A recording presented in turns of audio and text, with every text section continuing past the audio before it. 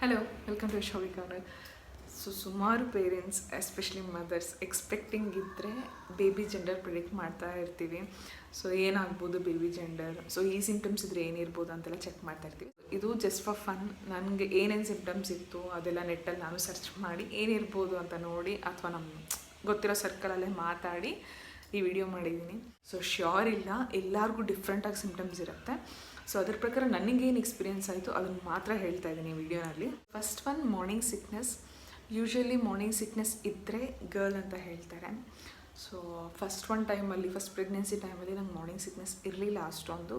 Second ಟೈಮಲ್ಲಿ ಕಂಪ್ಲೀಟಾಗಿ first trimester ಸ್ಟಾರ್ಟಿಂಗಿಂದ ಸೆಕೆಂಡ್ ಟ್ರೈಮಿಸ್ಟರ್ ಮಧ್ಯವರೆಗೂ ಫುಲ್ ಇತ್ತು ನನಗೆ morning sickness.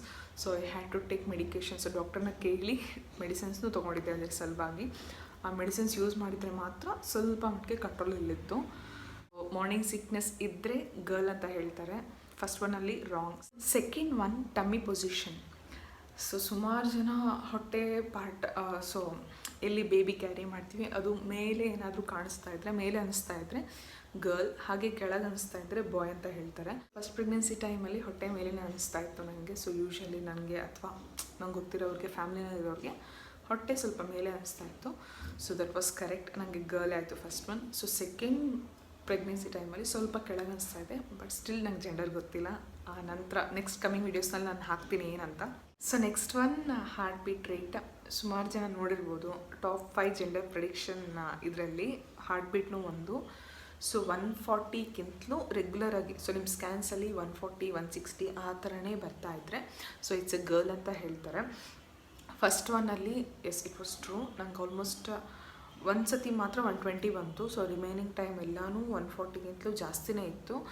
So it was girl. So second ಒನ್ನಲ್ಲಿ 109ಇಂದ ಸ್ಟಾರ್ಟ್ ಮಾಡಿ 140, 170ವರೆಗೂ ಹೋಗಿದೆ heart beat. So but I don't know the gender. Next one, placenta position. So ಅದನ್ನು ನೋಡಿ ಹೇಳ್ತಾರೆ ಸ್ವಲ್ಪ ಜನ, ಪ್ಲಾಸೆಂಟಾ ಪೊಸಿಷನ್ ನೋಡಿ. ಸೊ ನೀವು ಸುಮಾರು ವೀಡಿಯೋಸಲ್ಲಿ ನೋಡಿರ್ಬೋದು. ಆ್ಯಂಟೀರಿಯರ್ ಪ್ಲಾಸೆಂಟಾ ಇದ್ದರೆ ಗರ್ಲ್, ಪೋಸ್ಟೀರಿಯರ್ ಪ್ಲಾಸೆಂಟಾ ಇದ್ದರೆ ಬಾಯ್ ಅಂತ ಹೇಳ್ತಾರೆ. So general common assumption. But first pregnancy posterior placenta ಇತ್ತು. So it was wrong. Posterior placenta girl ಆಯಿತು ನನಗೆ. ಸೊ ಈಗ ಆ್ಯಂಟೀರಿಯರ್ ಪ್ಲಾಸೆಂಟಾ ಸೆಕೆಂಡ್ ಪ್ರೆಗ್ನೆನ್ಸಿನಲ್ಲಿ. ನೆಕ್ಸ್ಟ್ ಒನ್, ಹೇರ್ ಟೆಕ್ಸ್ಚರ್ ಅಥವಾ ಹೇರ್ ಫಾಲ್. ಸೊ ಇದೆಲ್ಲ ಹೇಳ್ತಾರೆ, ಹೇರ್ ಫಾಲ್ ಜಾಸ್ತಿ ಇತ್ತು ಅಥವಾ ಹೇರ್ ಲಸ್ಟ್ರಸ್ಸಲ್ಲಿ ಚೆನ್ನಾಗಿ ಕಾಣ್ತಾ ಇದೆ ಅಂದರೆ ಸೊ ಇಟ್ಸ್ ಬೇಬಿ ಬಾಯ್ ಅಂತ ಹೇಳ್ತಾರೆ. ಬಾಯ್ ಇದ್ದರೆ ಚೆನ್ನಾಗಿರುತ್ತೆ ಕೂದಲೆಲ್ಲ ಅಂತ. ಬಟ್ ನಂಗೆ ಎರಡೂ ಪ್ರೆಗ್ನೆನ್ಸಿನಲ್ಲೂ ಹೇರ್ ಅಷ್ಟು ಏನು ಡಿಫ್ರೆನ್ಸ್ ಕಾಣಿಸಿಲ್ಲ. ಬಟ್ ಸೆಕೆಂಡ್ ಪ್ರೆಗ್ನೆನ್ಸಿನಲ್ಲಿ ಫಸ್ಟ್ ಪ್ರೆಗ್ನೆನ್ಸಿ ಕಂಪೇರ್ ಮಾಡಿದರೆ ಹೇರ್ ಫಾಲ್ ಸ್ವಲ್ಪ ಕಮ್ಮಿನೇ ಇದೆ. But still I don't know, ನಂಗೆ ಅಷ್ಟು ಡಿಫ್ರೆನ್ಸ್ ಏನು ಅನಿಸಿಲ್ಲ ಎರಡರಲ್ಲೂ. ಒಂದು ಕೋಲ್ಡ್ ಫೀಟ್. ಸೊ ಪಾದ ಸ್ವಲ್ಪ ತಣ್ಣಗೆ ಅನಿಸ್ತಾ ಇದ್ದರೆ ಯಾವಾಗ ಟಚ್ ಮಾಡಿದ್ರು ಸ್ವಲ್ಪ ತಣ್ಣಗೆ ಫೀಲ್ ಆಗ್ತಾ ಇದ್ದರೆ ಅದು ಬಾಯ್ ಅಂತ ಹೇಳ್ತಾರೆ. ಸೊ ಫಸ್ಟ್ ಪ್ರೆಗ್ನೆನ್ಸಿನಲ್ಲಿ ನಾನು ಅಷ್ಟು ಅಬ್ಸರ್ವ್ ಮಾಡಿಲ್ಲ, ಯಾವಾಗೂ ಅಷ್ಟು ಅನಿಸಿಲ್ಲ ನನಗೆ ಕೋಲ್ಡ್ ಫೀಟ್ ಅಂತ. ಸೆಕೆಂಡ್ ಪ್ರೆಗ್ನೆನ್ಸಿನಲ್ಲಿ ಕೆಲವು ಬಾರಿ, I mean up to third trimester ಅನಿಸ್ತಾ ಇತ್ತು ಕೋಲ್ಡ್ ಫೀಟ್ ಥರ. ಸೊ ಆ ನಂತರ ಯೂಶ್ವಲಿ ಬೆಂಗಳೂರಲ್ಲಿ ಇರೋದ್ರಿಂದ ಅಷ್ಟು ಗೊತ್ತಾಗ್ತಾ ಇಲ್ಲ ನನಗೆ ಡಿಫ್ರೆನ್ಸ್. ಸ್ಲಿಪ್ಪರ್ ಹಾಕ್ಕೊಂಡು ಓಡಾಡೋದ್ರಿಂದ ನನಗೆ ಅಷ್ಟು ಅನಿಸ್ತಾ ಇಲ್ಲ. ನೈಗ್ರಾ. ಸೊ ಟಮ್ಮಿ ಮೇಲೆ ಏನಾದರೆ ಲೈನ್ ಬರುತ್ತೋ ಕಂಪ್ಲೀಟಾಗಿ, ಸೊ ಕೆಳಗಿಂದ ಸ್ಟಾರ್ಟಾಗಿ ಮೇಲೆ ಎದೆ ಭಾಗದವರೆಗೂ ಬರುವಂಥ ಲೈನ್. ಸೊ ಅದು ಕಂಪ್ಲೀಟಾಗಿ ಮೇಲೆವರೆಗೂ ಬಂದರೆ ಅದು ಬಾಯ್ ಅಂತ ಹೇಳ್ತಾರೆ. ಸೊ ಇಲ್ಲ ಮಧ್ಯಕ್ಕೆ ಸ್ಟಾಪ್ ಆಯಿತು ಅಂದರೆ ಗರ್ಲ್ ಅಂತ ಹೇಳ್ತಾರೆ ಕೆಲವರು. So not sure. ಸೊ ಆ ಥರ ನನಗೆ ಫಸ್ಟ್ ಪ್ರೆಗ್ನೆನ್ಸಿನಲ್ಲಿ ಕಂಪ್ಲೀಟ್ ಮೇಲೆವರೆಗೂ ಬಂದಿತ್ತು, but it was girl. So linea nigra part wrong ಆಯಿತು. So next one, up to middle ಪಾರ್ಟ್ವರೆಗೂ ಇದೆ. ಸೊ ಕಂಪ್ಲೀಟ್ವರೆಗೂ ಆಗಿರಲಿಲ್ಲ. ಸೊ 9th ಮಂತ್ ಕಂಪ್ಲೀಟ್ ಆಗೋವರೆಗೂ ಅಷ್ಟರಲ್ಲೇ ಇತ್ತು. ತುಂಬ ಡಾರ್ಕ್ ಏನಿಲ್ಲ, ಫಸ್ಟ್ ಟೈಮಲ್ಲಿ ತುಂಬಾ ಡಾರ್ಕ್ ಇತ್ತು ಲೈನ್. ಸೊ ಅದು ನನ್ನ ಮಟ್ಟಿಗೆ ರಾಂಗ್ ಆಯಿತು, linea nigra test. So next one, food consumption. So ನಾವೇನೇನು ತಿಂತೀವಿ, ಸುಮಾರು ಜನ ಕಾನ್ಸ್ಟೆಂಟಾಗಿ ಹಂಗ್ರಿ ಫೀಲ್ ಆಗ್ತಾಯಿದ್ರೆ ಅಥವಾ ತುಂಬಾ ಫ್ರೀಕ್ವೆಂಟಾಗಿ ಏನಾದರೂ ತೊಗೋತಾ ಇರಬೇಕು, ತಿಂತಾ ಇರಬೇಕು ಅನಿಸ್ತಾ ಇದ್ದರೆ it will be a boy ಅಂತ ಹೇಳ್ತಾರೆ. So I don't know, first pregnancy ಟೈಮಲ್ಲಿ ನನಗೆ ಹಶ್ವಂತ ಅನಿಸ್ತಾನೆ ಇರಲಿಲ್ಲ. So I had to eat ಅಂತ ಮಾತ್ರ ತಿಂತಾ ಇದ್ದೆ ಯಾವಾಗಾದರೂ ರೇರ್ ಕಂಡೀಷನ್ಸಲ್ಲಿ. ಸೊ ಟೈಮ್ ಗ್ಯಾಪ್ ಜಾಸ್ತಿ ಆದರೆ ಮಾತ್ರ ಹಶ್ವಾಗ್ತಾಯಿತ್ತು. ಬಟ್ ಸೆಕೆಂಡ್ ಪ್ರೆಗ್ನೆನ್ಸಿನಲ್ಲಿ ಇಟ್ ವಾಸ್ ಲೈಕ್ ಯಾವಾಗಲೂ ತಿಂತಾಯಿದ್ದೆ. ಸೊ ಊಟ ಮಾಡಿ ಒಂದು 1/2 hour ಕವರ್ ಆಗಿರ್ತಿರ್ಲಿಲ್ಲ, ಮತ್ತು ಇಮಿಡಿಯೇಟಾಗಿ ಹಶ್ವಾಗೋದು. ಸೊ ಸೆಕೆಂಡ್ ಪ್ರೆಗ್ನೆನ್ಸಿನಲ್ಲಿ ಸ್ವಲ್ಪ ಫುಡ್ ಕನ್ಸಂಪ್ಷನ್ ಜಾಸ್ತಿನೇ ಇತ್ತು. Next one sleeping position. So ಸುಮಾರು ಜನ ನೀವು ಲೆಫ್ಟ್ ಸೈಡಲ್ಲಿ ಜಾಸ್ತಿ ಮಲಗಿದ್ರೆ ಬಾಯ್ ಇರುತ್ತೆ, ರೈಟ್ ಸೈಡಲ್ಲಿ ಜಾಸ್ತಿ ಮಲಗಿದ್ರೆ ಗರ್ಲ್ ಆಗುತ್ತೆ ಅಂತೆಲ್ಲ ಹೇಳ್ತಾರೆ. ಸೊ ಫಸ್ಟ್ ಪ್ರೆಗ್ನೆನ್ಸಿ ಟೈಮಲ್ಲಿ ನಾನು ಎರಡೂ ಸೈಡು ಮಲಗ್ತಾ ಇದ್ದೆ, ಆ ಥರ ಡಿಫ್ರೆನ್ಸ್ ನಂಗೆ ಅಷ್ಟೇ ಅನಿಸ್ತಾ ಇರಲಿಲ್ಲ. ಬಟ್ ಸೆಕೆಂಡ್ ಪ್ರೆಗ್ನೆನ್ಸಿ ಟೈಮಲ್ಲಿ ರೈಟ್ ಸೈಡ್ ತಿರುಗಿ ಮಲಗೋಕೆ ಒಂದು 5 ಮಿನಿಟ್ಸ್ ಮಲಗೋಕ್ಕೂ ಆಗಲ್ಲ. ಸೊ ಆಲ್ವೇಸ್ ಯಾವಾಗಲೂ ಲೆಫ್ಟ್ ಸೈಡಲ್ಲೇ ಮಲಗ್ತೀನಿ ನಾನು.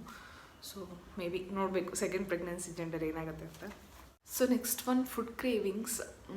ನಮ್ಮ ಸೈಡೆಲ್ಲ ಸ್ವೀಟ್ ಜಾಸ್ತಿ ತಿಂತಿದ್ರೆ ಹುಡುಗಿ ಅಂತಾರೆ, ಅಥವಾ ಸ್ಪೈಸಿ ಫುಡ್ ಏನಾದರೂ ಆ ಥರ ತಿಂದರೆ ಹುಡುಗ ಅಂತ ಹೇಳ್ತಾರೆ. ಬಟ್ ನಾಟ್ ಶೋರ್, ಕೆಲವು ಕಡೆ ರಿವರ್ಸಲ್ಲಿ ಹೇಳ್ತಾರೆ, ಸ್ವೀಟ್ ಜಾಸ್ತಿ ಇದ್ದರೆ ಹುಡುಗ ಅಥವಾ ಸಾಲ್ಟಿನೆಸ್ ಇದೆಲ್ಲ ಬೇಕು ಅಂದರೆ ಹುಡುಗಿ ಅಂತ ಹೇಳ್ತಾರೆ. ಫಸ್ಟ್ ಪ್ರೆಗ್ನೆನ್ಸಿ ಟೈಮಲ್ಲಿ ಕ್ರೇವಿಂಗ್ಸೇ ಇರಲಿಲ್ಲ ನನಗೆ. ಸೊ ಏನಾದರೂ ಓಕೆ, ಜಸ್ಟ್ ಸ್ವಲ್ಪ ಹೊಟ್ಟೆ ತುಂಬಿಸ್ಕೊಂಡ್ರೆ ಸಾಕು ಅನ್ನೋ ಟೈಪಲ್ಲೇ ಇತ್ತು. ಫುಡ್ ಕ್ರೇವಿಂಗ್ಸ್ ಜಾಸ್ತಿನೇ ಇರಲಿಲ್ಲ. ಸೊ ಸೆಕೆಂಡ್ ಪ್ರೆಗ್ನೆನ್ಸಿ ಟೈಮಲ್ಲಿ ಯಾವಾಗಲೂ ತಿನ್ನಬೇಕು ಅನ್ನೋ ಇದರಲ್ಲಿ ಸೊ ಜಾಸ್ತಿ ನಾನು ತಿಂತಾ ಇರೋದು ಸ್ವೀಟ್ಸೇ. Next one weight gain. So ಸುಮಾರು ಜನ ಹೇಳೋದು ಹುಡುಗಿ ಇದ್ದರೆ ತುಂಬಾ ದಪ್ಪ ಆಗ್ತೀವಿ, so weight all over the body distribute ಆಗುತ್ತೆ, ಸೊ ಆಲ್ಮೋಸ್ಟ್ ದಪ್ಪ ಅನ್ನಿಸ್ತೀವಿ ಅಂತ ಅಂತಾರೆ. ಬಟ್ ಹುಡುಗ ಇದ್ದರೆ ವೇಟ್ ಗೇನ್ ಜಸ್ಟ್ ಟಮ್ ಏರಿಯಾನಲ್ಲಿ ಮಾತ್ರ ಕಾಣಿಸುತ್ತೆ, ಓವರಾಲ್ ಬಾಡಿ ಇರಲ್ಲ ಅಂತ ಹೇಳ್ತಾರೆ. ಸೊ ಎಸ್, ಫಸ್ಟ್ ಒನ್ ಟೈಮಲ್ಲಿ ಆಲ್ ಓವರ್ ಬಾಡಿ ನನ್ನ ಫ್ಯಾಟ್ ಇತ್ತು, ಫೇಸ್ನು ಕಂಪ್ಲೀಟಾಗಿ ಚಬ್ಬಿ ಆಗಿತ್ತು. ಅದಕ್ಕೆ ಕಂಪೇರ್ ಮಾಡಿದರೆ, ಬಟ್ ದಪ್ಪನೇ ಆಗಿದ್ದೀನಿ. ಸೊ ಕಂಪೇರ್ ಮಾಡಿದರೆ ಸೆಕೆಂಡ್ ಪ್ರೆಗ್ನೆನ್ಸಿನಲ್ಲಿ ಅಷ್ಟು ಫ್ಯಾಟ್ ಇಲ್ಲ. ನೋಡಿದರೆ ಟಮ್ಮಿ ಏರಿಯಾ ಪಾರ್ಟಲ್ಲಿ ಮಾತ್ರ ವೆಯ್ಟ್ ಜಾಸ್ತಿ ಆಗಿದೆ ನಾನು ಅನಿಸುತ್ತೆ. ಸೊ ಸುಮಾರು ಜನ ಏನು ಟ್ವಿನ್ಸ್ ಇದ್ದಾವ ಅಂತ ಕೂಡ ಕೇಳಿದ್ದಾರೆ. ಸೊ ಆ ವೆಯ್ಟ್ ಗೇನ್ ಎಲ್ಲ ಜಸ್ಟ್ ಟಮ್ಮಿ ಏರಿಯಾನಲ್ಲಿ ಮಾತ್ರ ಕಾಣಿಸ್ತಾ ಇದೆ ಸೆಕೆಂಡ್ ಪ್ರೆಗ್ನೆನ್ಸಿನಲ್ಲಿ. ಸೊ ನೆಕ್ಸ್ಟ್ ಒನ್ ಆ್ಯಕ್ನಿ ಅಥವಾ ಸ್ಕಿನ್ ಗ್ಲೋ. ಸೊ ಸುಮಾರು ಜನ ಪ್ರೆಗ್ನೆನ್ಸಿ ಟೈಮಲ್ಲಿ ಹೆಲ್ತಿ ಗ್ಲೋ, ಸ್ಕಿನ್ ಗ್ಲೋ ಬರುತ್ತೆ ಅಥವಾ ಹಿಂಗಿರುತ್ತೆ ಅಂತಾರೆ. ಸೊ ನನಗೆ ಎರಡೂ ಪ್ರೆಗ್ನೆನ್ಸಿನಲ್ಲೂ ಸ್ಕಿನ್ ಗ್ಲೋ ಏನು ಇರಲಿಲ್ಲ. ಸೊ ಆ್ಯಸ್ ಯೂಶ್ವಲ್ ಇಷ್ಟು ಡಲ್ಲಾಗೇ ಇತ್ತು, ಫೇಸ್ ಕಂಪ್ಲೀಟ್ಲಿ ಟಯರ್ಡಾಗಿ ಅನಿಸ್ತಾ ಇತ್ತು. ಸೊ ಫಸ್ಟ್ ಪ್ರೆಗ್ನೆನ್ಸಿ ಟೈಮಲ್ಲಿ ಆ್ಯಕ್ನಿ ಇರಲಿಲ್ಲ ನನಗೆ, ಆ್ಯಕ್ನಿ ಅಥವಾ ಪಿಂಪಲ್ಸ್ ಏನೂ ಅಷ್ಟು ಜಾಸ್ತಿ ಇರಲಿಲ್ಲ.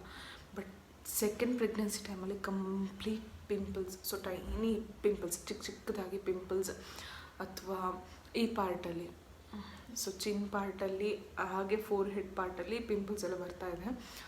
ಸೊ ಅದರ ಪ್ರಕಾರ ಇಫ್ ಹುಡುಗಿ ಆದರೆ ಸ್ಕಿನ್ ಗ್ಲೋ ಆಗುತ್ತೆ ಅಂತಾರೆ. ಸೊ ಆ್ಯಕ್ನಿ ಏನೂ ಬರಲ್ಲ ಅಂತಾರೆ. ಸೊ ಫಸ್ಟ್ ಒನ್ ಕರೆಕ್ಟ್ ಆಯಿತು, ಆ್ಯಕ್ನಿ ಏನು ಅಷ್ಟಿರಲಿಲ್ಲ. So it was a girl. So second one ಈ ಥರ ಪಿಂಪಲ್ಸ್ ಎಲ್ಲ ಇದೆ, ನೋಡ್ಬೇಕೇನಾಗತ್ತೆ ಅಂತ. ಸೊ ನನಗೆ ಆಗಿರೋಂಥ ಎಕ್ಸ್ಪೀರಿಯನ್ಸ್ನ ಮಾತ್ರ ನಾನು ಹೇಳಿ ವಿಡಿಯೋ ಮಾಡಿದ್ದೀನಿ. ಸೊ ಯಾವ ಬೇಬಿ ಯಾವ ಜೆಂಡರ್ ಕರೆಕ್ಟಾಗಿ ಸಿಂಪ್ಟಮ್ ಅಂತ ನಾನೇನು ಹೇಳ್ತಾ ಇಲ್ಲ. ಸೊ ನನಗೆ ಜಸ್ಟ್ ಎಕ್ಸ್ಪೀರಿಯನ್ಸ್ ಆಗಿರೋದನ್ನ ಮಾತ್ರ ನಾನು ಹೇಳಿದ್ದೀನಿ.